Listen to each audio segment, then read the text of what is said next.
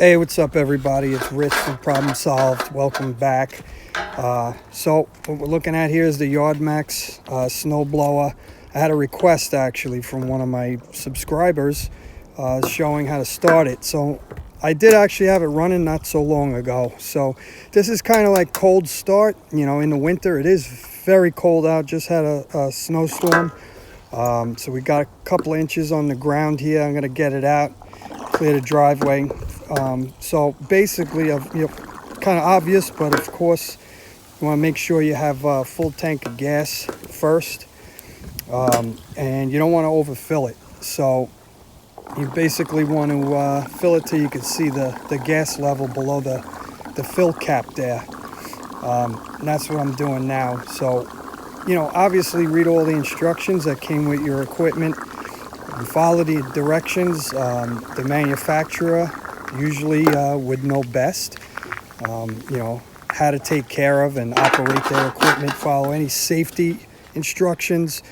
Once you're full on the gas, next thing, we have this on-off switch. That's for the power to the motor, the electric circuit, I guess. You want to make sure that's on.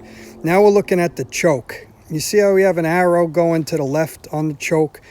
It's not really self-explanatory which way, and the picture doesn't help very much at all. That's the run position to the right, and to start it, you want to have the choke all the way to the left.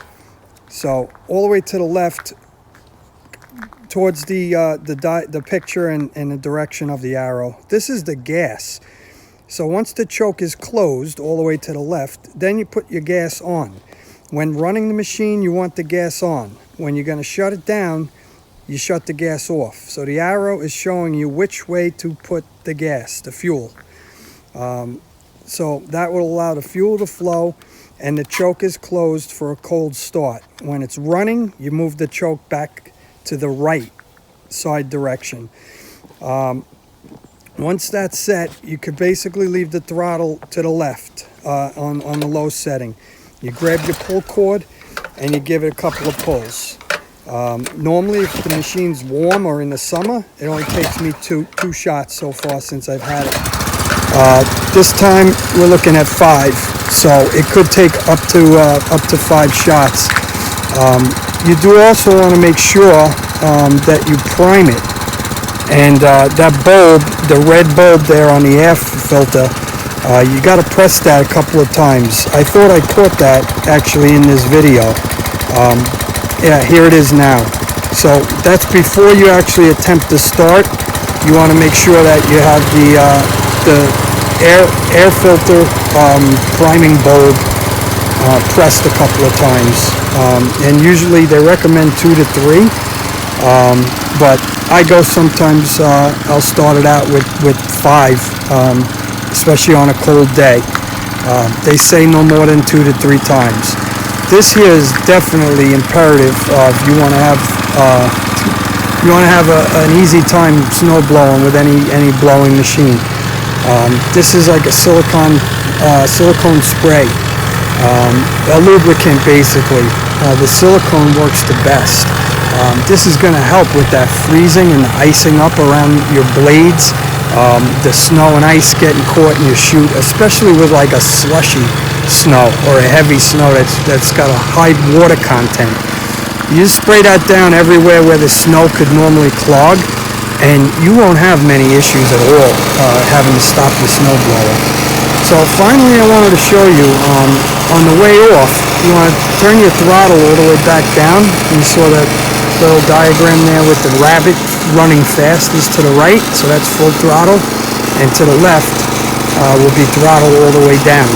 So what you basically want to make sure of is, in order to shut your machine when you're done using it, the best way, recommended way, so you have or eliminate or minimize any problems, you want to turn the gas off.